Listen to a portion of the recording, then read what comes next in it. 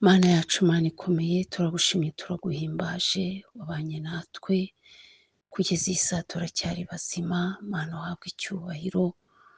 Tweretse rero Mwami uyu mwanya tugiye gutangira amateraniro, ngwino ubane natwe abe ari wowe wiyoborera, mu izina ryawe Yesu. Gahunda zose tuzishyize mu biganza byawe, reka uko turi kuri uru rubuga twumve icyo utubwira, kandi turangiza twumvire ibyo utubwiye. Mana komeza ubane natwe uturengere, icyo duheje n'imyuka mibi mu izina rya Yesu Kristo, amen. Reka dukurikizeho indirimbo, kubera ko amasaha yagiye, turaririmba indirimbo yindi igitero kimwe, indirimbo ya 68 mu gakiza, ivuga ngo ntabwo nkwiye kujya niganyira ngo nibaza uko ejo nzaba merewe. Ntabwo nkwiye kujya niganyira nibaza uko ejo nzaba merewe, nzajya nibuka yuko ihoraho menye ibyo byose uko bingana, ifite umutima w'urukundo, kuko igintu ngisha ibikwiriye, umunezero n'umubabaro byose abinzaniramo amahoro, umunezero n'umubabaro byose abinzaniramo amahoro.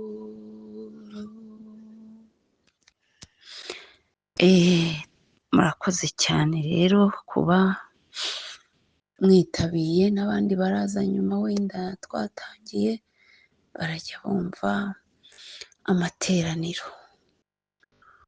Ndumva twakwinjira mu mwanya wo kumva ijambo ry'Imana. Duhaye ikaze utugezaho ijambo ry'Imana, ariko reka tumusengere mu munota umwe kugira ngo tumuragize Imana. Mana yacu, Mana ikomeye, turagushimiye ko ukiri kumwe natwe, uri kumwe natwe ibihe byose, ntabwo ujya utureka, ntabwo ujya udusiga. Turagushimiye ko twitaho amanywa n'ijoro, kandi ukomeje kudutegurira ibyiza, ugira ngo Mana tuve mu bwiza tujya mu bundi. Ndakwinginze rero uze wumve gusenga kwacu, umukozi wawe ugiye kugira icyo avugira imbere yawe, ntaba ari we aba ari wowe muri we. Reka Mwami ibyo avuga bifashe imitima yacu ababyumva, kandi dushyire mu bikorwa iby'ijambo ritubwira.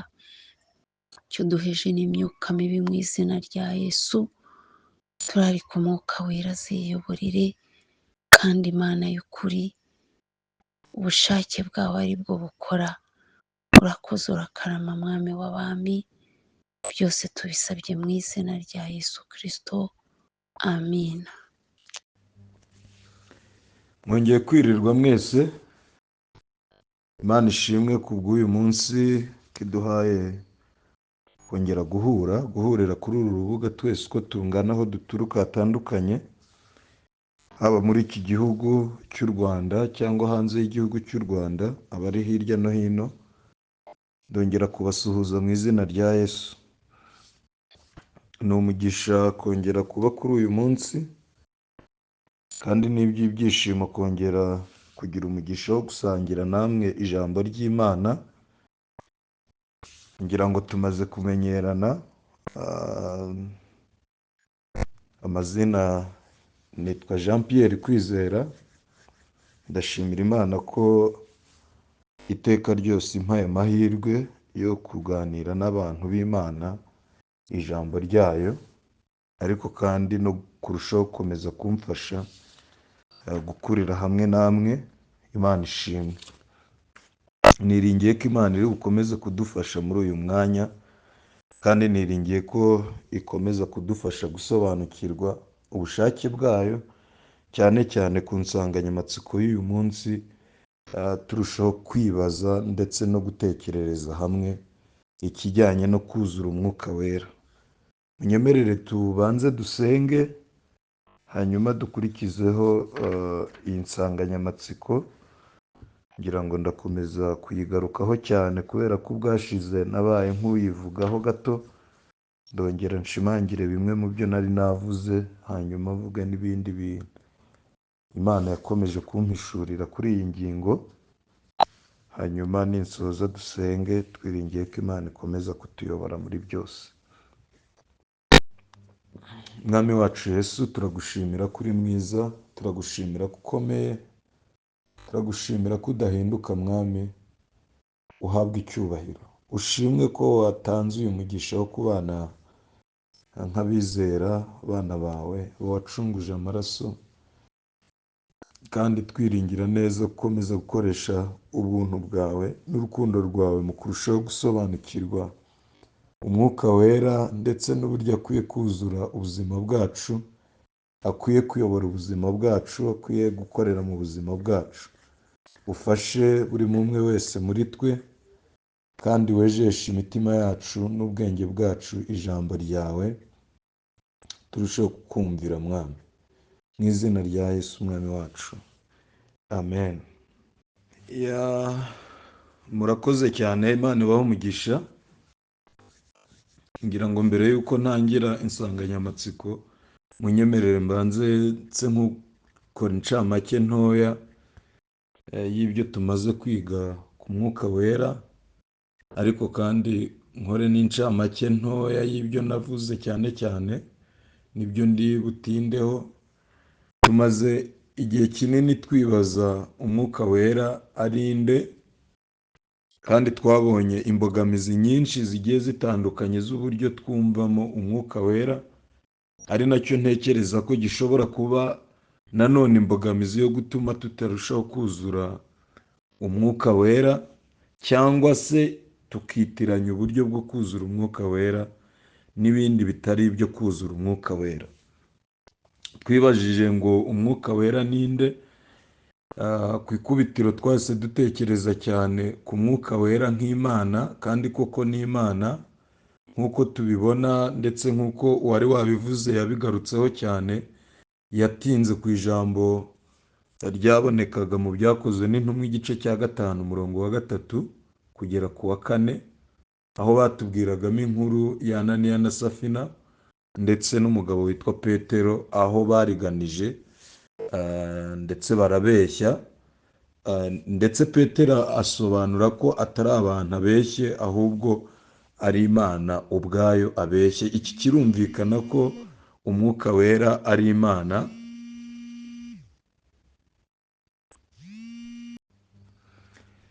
Uyu munsi ku itorero iwacu kuri paruwasi aho twakoreraga, twavugaga bimwe mu biranga umwuka wera, ariko kandi tugaruka ku bumana bw'umwuka wera, aho twagiye tubona ko umwuka wera atekereza, agira ugushaka, kandi agira n'amarangamutima, cyane cyane aho bavuga ko umwuka wera ababara, agira n'ugushaka kwe nk'uko ijambo ry'Imana ribivuga.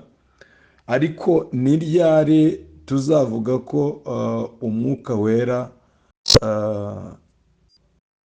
yatwuzuye? Tubyibukiranye ko umwuka wera ari Imana, ndetse mu Bakorino, urwa mbere Pawulo yandikiye Abakorino igice cya 2 umurongo wa 11 kugera 12, hatubwira ko umwuka wera amenya byose. Ubwo nkoze incamake y'iyo mirongo, amenya byose ubwe n'Imana mu buryo bwe kandi bugaragara. Ni nacyo tugarukaho cyane, kijyanye no kuzurwa n'ubwo bumana no kuyoborwa nabyo. Umwuka wera aba hose, nk'uko umwanditsi wa Zaburi abivuga, y'139 umurongo wa 7. Umwuka wera aba hose, kandi ni n'umuremyi, ashobora byose. Umwuka wera birumvikana ko ari Imana, ntituze gutakaza uwo murongo wo gutekereza ko umwuka wera ari imana. Umwuka wera ni ukuri nk'uko Yesu ari, nk'uko Yohana yabivuze mu gice cya 14 umurongo wa 6, avuga ko umwuka wera ari ukuri, yuzuye ubwenge bwose, yuzuye ubumenyi bwose. Ubwashize twagarutse cyane cyane nanone igihe umwuka wera aza mu buzima bw'umwizera. Nitubireba turaza kubibona mu gice cya mbere nk'uko nari nabivuze cy'Abefeso, igice cya mbere umurongo wa 13, umuntu ahabwa umwuka wera amaze kwizera Yesu Kristo nk'umwami n'umukiza we. Hanyuma ubwo urugendo rukurikira ni ukurushaho kuzuzwa uwo mwuka wera, cyangwa se kuba muri ubwo buzima bw'umwuka wera. Aho niho tugiye kugaruka cyane cyane. Nashakaga kubanza gukora iyi ncamake kugira ngo mwongere mwumve ko mu by'ukuri icyo dukwiye kuba dutekereza nko kubaho ubuzima bw'umwuka wera, ubuzima bwuzuye umwuka wera. Ndaza guhuza iri jambo ryitwa kuzura umwuka wera no kuyoborwa n'umwuka wera, kugira ngo byose bize kutworohera no kurushaho gusobanukirwa koko mu by'ukuri ko nasobanukiwe ko mpabwa umwuka wera maze kwizera, se ko nabimenye ko kuba ndi muri Kristo bingana no kuba mfite umwuka wera.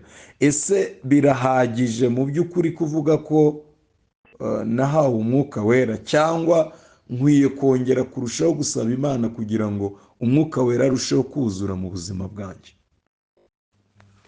Umwuka wera kuva kera kose yahozeho kandi ariho, azanahoraho ibihe byose, niba koko tubyemera ko umwuka wera ari Imana. Kandi Imana yashimye kurushaho gukoresha ijambo ryayo nk'igikoresho cyuzuye cyo kurushaho kutuyobora mu kuri kose, mu byo Yesu yasize avuze ndetse no mu byo ashaka ko turushaho kubamo nk'abizera. Umwanditsi w'ubutumwa bwiza bwa Yesu Kristo uko bwanditswe na Yohana igice cya 16 umurongo wa 13 kugera 14, turushaho kubona ko nibyo Yesu yatinzeho arushaho kubigarukaho, yibutsa abigishwa be ko bakwiriye gutegereza, bakwiye kongera kwibuka ko Kristo akwiye kugenda, hanyuma bakohererezwa umwuka wera. Kuri iyi ngingo hamwe agaragaza ko ari umufasha, ahandi akagaragaza ko rwose ubwe ari Imana, nk'uko abantu turushaho kubitekereza. Ariko kandi ko hari ibimenyetso bizagaragara ko umwuka wera yaje, ariko kandi umwuka wera akaba nanone akoresha ijambo ry'Imana, cyangwa se igikoresho cy'umwuka wera nk'ijambo ry'Imana. Ni Bibiliya, aho izakomeza kutuyobora muri uko kuri kose, muri ubwo bwiza bw'Imana bwose. Icyo ikeneye, icyo ishaka ko turushaho kubaho, akaba ari ikikora. Reka ntaratangira kuvuga iki kintu mbanze mvuge ko umuntu adashobora kuvuga ko yuzuwe umwuka wera, cyangwa yayobowe n'umwuka wera, cyangwa afite imbaraga z'umwuka wera nk'uko dusanzwe tubivuga, igihe atuzuwemo n'ijambo ry'Imana, cyangwa atuzuye ijambo ry'Imana. Ijambo ry'Imana ritari gukorera muri we, ritari mu buzima bwe, ritari mu mibereho ye, biragoye kuvuga ko umuntu yuzuye umwuka wera. Biranagoye rimwe na rimwe no kubona ibimenyetso bihishura ko uyu muntu koko yakiriye umwuka wera. Rero nituza kuvuga kuzura umwuka wera, ntimuze gutakaza ijambo ry'Imana, kuko niho turushaho kwibira no kubonera ubushake bw'Imana, no kubonera icyo umwuka wera akeneye kugira ngo twuzuzwe tube muri ubwo bwiza. Twakunze kwitiranya umwuka wera n'impano umwuka wera atanga. Bituma akenshi iyo tuvuze ngo uyu muntu yuzura umwuka cyangwa ni umunyamwuka, bikagarukwaho cyane cyane no kuvuga ngo ni umuhanuzi, arerekwa, ndetse rimwe na rimwe n'izindi mpano ntizigaragara. Icyagaragaye kenshi na kenshi mu buzima bw'abizera barushaho kuvuga ko uyu muntu yuzuye umwuka wera ni cya gihe yavuze indimi, ni cya gihe yahanuye. Ndabizi neza ko kenshi na kenshi abenshi ntaho bapimira ko umuntu yuzuye umwuka wera.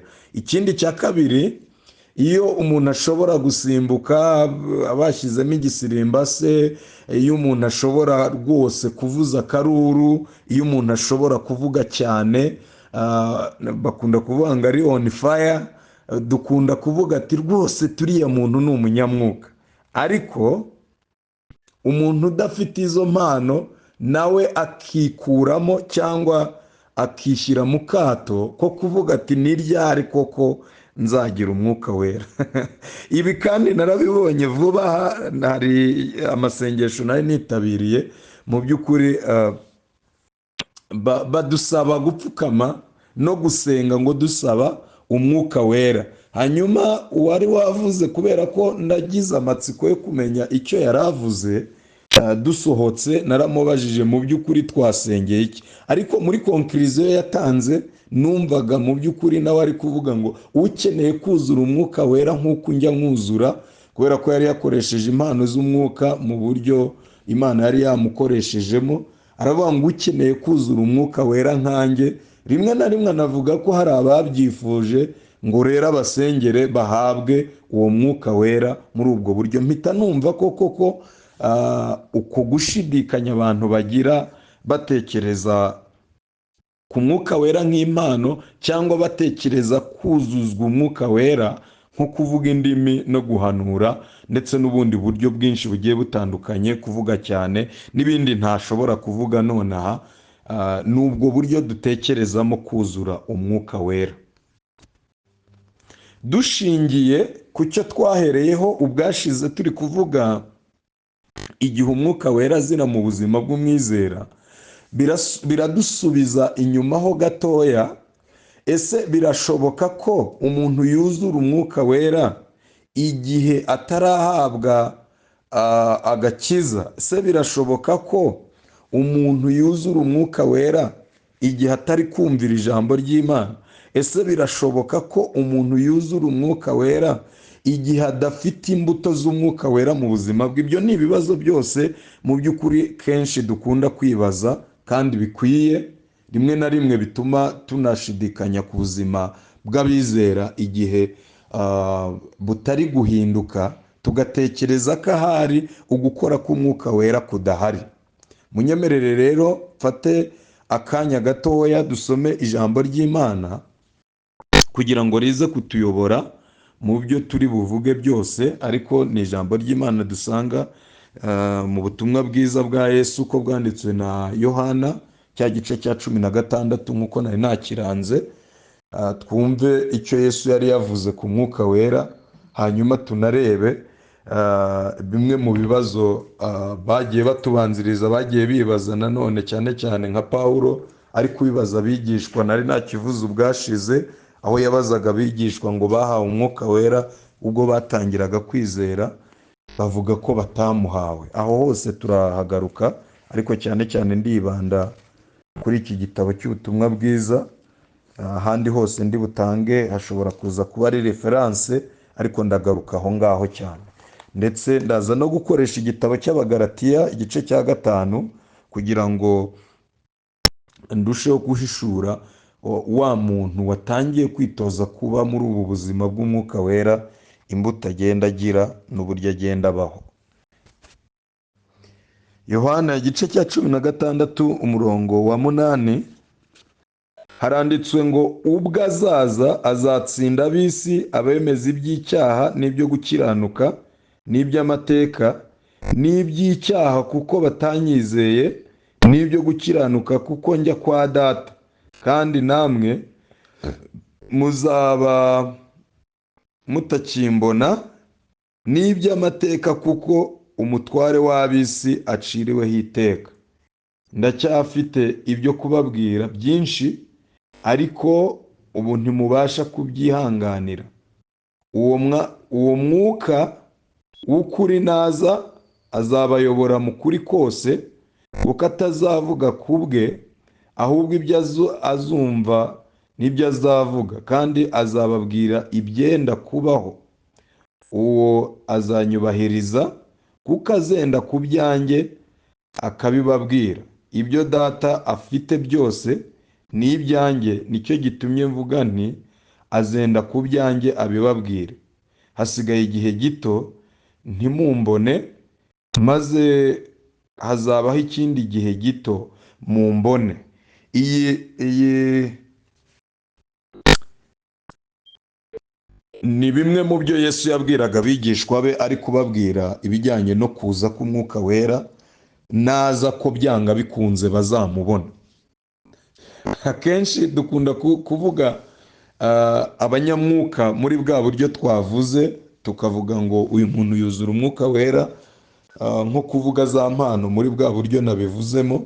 Ariko muzareba akenshi iyo twavuze ngo uyu muntu ni umunyamwuka, dushingiye kuri bya bindi byatumye haza pride, bizana ubwibone mu mitima y'abantu bamaze kumva ko bujuje Umwuka Wera.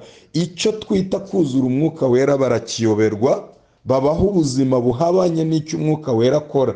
Kandi niba koko Umwuka Wera tubyemera ko ari Imana, ubwo bivuze ngo iyo twakiriye umwuka tuba twakiriye Imana mu buzima bwacu. Hanyuma ikindi cya kabiri tuba twakiriye umuyobozi ukwiye kuba uyobora ubuzima bwacu. Ariko akenshi kubera ko tubyibeshyaho muri ubwo buryo, uzasanga twarafashe impano z'Imana aba arizo dusigarana, umwuka bure umumaro muri twe, abure gukora muri twe, usange nta gice na kimwe kigaragaza ko umwuka ahari.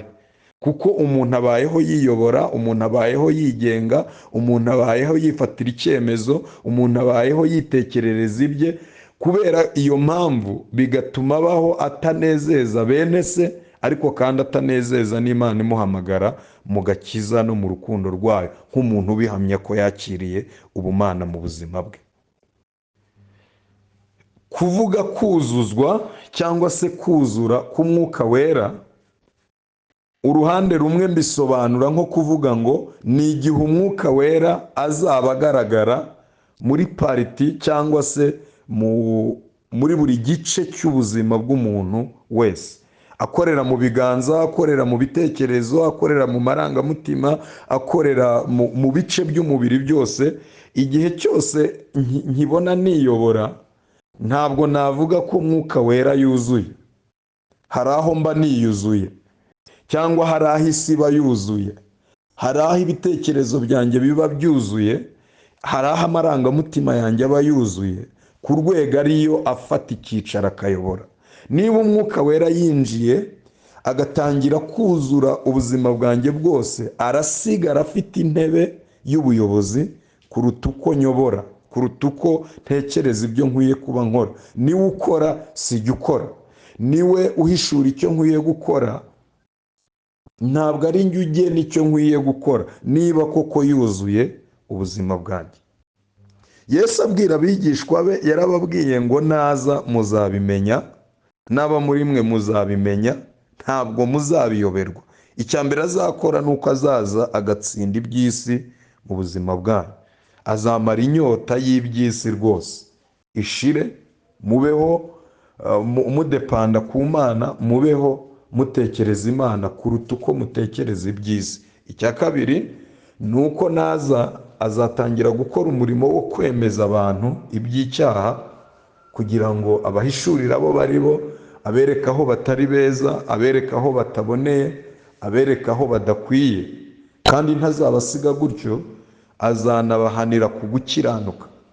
Uko gukiranuka kw'Imana azakomeza kuguhishura mu buzima bwa buri mumwe, azakomeza kuyobora aho buri mumwe wese akwiye kuba ajya, kandi twabibonye ko azabayobora mu kuri kose.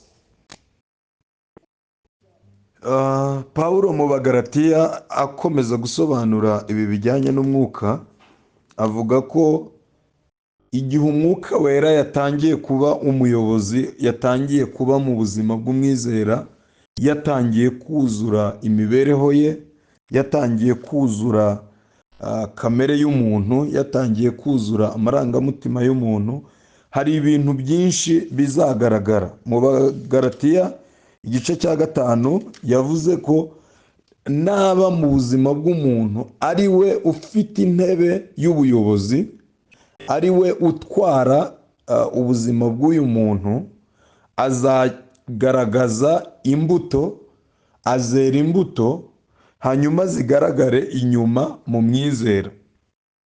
Igikomeye muri ibi ni uko kenshi rimwe na rimwe turwana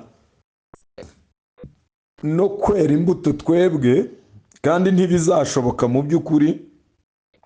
Uko umukristo arushaho kumvira umwuka wera, ahubwo niko aproducinga imbuto nk'uko ari mu buzima bwacu, nk'uko ari gukorera mu buzima bwacu. Sinatinya no kuvuga ko akenshi dutinda gukura, dutinda kuzamura ubuzima bwacu ku Mana, kubera ko tudashaka ko tuba inganzwa z'umwuka wera, tugashaka kuganza. Imana ishimwe ko n'iryo jambo rije, tugashaka kuganzwa cyangwa kuganza twebwe kuruta uko umwuka wera aganza. Reka mvuge ngo kuzura umwuka wera ni ukwemera kuba inganzwa y'umwuka wera, ni ukwemera kuyoborwa n'umwuka wera, ni ukwemera ko umwuka wera aba santarari, aba umufatabyemezo by'ibintu byose akeneye gukora. Ntabwo ari jye pirimeri w'ibyo ngomba gukora, ni mwuka wera akwiye kubikora. Rero Pawulo mu Bagalatiya mu gice cya 5 yavuze ko ari iby'ukuri kuyoborwa n'umwuka wera, kuko ari bwo tutashobora gukora icyaha. Kambabaza ikibazo kimwe, kandi umuntu wese nifuza ko aza kugitekerezaho. Mu by'ukuri iyo binyorohera gukora icyaha, iyo binyorohera gutekereza nabi, iyo binyorohera kwifatira ibyemezo bitari byiza nkisanga mu kajagari, mu by'ukuri mba niyumva neza ko umwuka wera afite icyicaro muri jyewe, cyangwa hari ukuntu mba natangiye kubaho ndi njyewe kuruta uko umwuka wera aba ahari we. Yaravuze ngo nakomeza kugwira cyangwa se nakomeza kwigarurira ubuzima bwacu, ntabwo kamere izadutsikamira, ntabwo kamere izakomeza kuganza, ahubwo hazaganza mwuka wera. Hanyuma uko arushaho kuganza, arushaho kwera imbuto mu buzima bwacu. Nashakaga gusoza rero, mu by'ukuri ntibishoboka ko twuzuzwa umwuka wera igihe tutemeye ubuyobozi bw'Imana mu buzima bwacu. Ntabwo bishoboka ko twuzura umwuka wera igihe tutumvira ijambo ry'Imana. Uko turushaho kumvira ijambo ry'Imana, niko turushaho kwegezwa mu bushake bw'Imana, Imana ikomeza kuduhishurira ubushake bwayo, ariko kandi no kumva aho tuyobora, no kumva icyo adusaba n'icyo adutegeka, ariko no kwemera kuba inganzwa cyane kuruta uko twiyobora mu buryo bumwe cyangwa ubundi. Ndagira ngo mbashimire umwanya mwafashe wo gutega amatwi, ariko kandi nshimire n'Imana ko yampaye uyu mugisha. Ariko kandi nanasoze, kandi sorry ko nari mbaye nk'uzimiyemo gato, ariko nari ngarutse gukonkurudinga ibyo nari natangiye. Ariko icyihishe inyuma kijyanye no kuzura umwuka wera nashakaga kugarukaho cyane, ni iki cyitwa kwemera kuganzwa, kwemera kuyoborwa, ariko kwemera no kumvira umwuka wera. Nicyo cyonyine gishoboka. Ntabwo ari ugukoresha impano z'umwuka, nubwo nacyo ari ingenzi, ariko kandi si no kwibonaho ibimenyetso by'impano z'umwuka ngo tuvuge ngo ubwo umuntu yahanuye, ubwo yeretswe, niwe munyamwuka, hanyuma udafite izo mpano akikuramo nk'aho atuzura umwuka wera. Ibi bihereranye no gukora ubushake bw'Imana, no kuba mu bushake bw'Imana, no kurushaho kumvira Imana. mwakoze rero, Imana ibahe umugisha kandi mwakoze kungirira iki cyizere. Imana ishimwe cyane. Ndizera neza ko wenda n'abandi bazakomeza kuvuga ibindi Imana yabayishuriye kuzura umwuka wera. Mwakoze. Reka dusenge. Mwami, turagushimiye ko wabanye natwe, turagushimira ko utwigisha uburyo dukwiriye kwemera gucishwa bugufi, tukaba abana bawe, ariko kandi tukemera kuyoborwa nawe, turi munsi y'ukuboko kwawe, turi munsi y'imbaraga zawe, ariko kandi nanone Mwami, tukemera kukuyoboka nk'umuyobozi wacu kandi umucunguzi wacu, Mwami wacu. Utubere umwami twese, kandi ureke komeze gutegeka ubuzima bwacu, burushaho kuzura, burushaho kwemerera, utegeke buri hose, buri gice cyose cy'ubuzima bwacu. Ntihagire agace na kamwe gasigara utari gukoreramo Mwami. Ukorere hose kugira ngo urusheho guhimbarizwa muri twe. Mu izina rya Yesu Umwami wacu. Amen.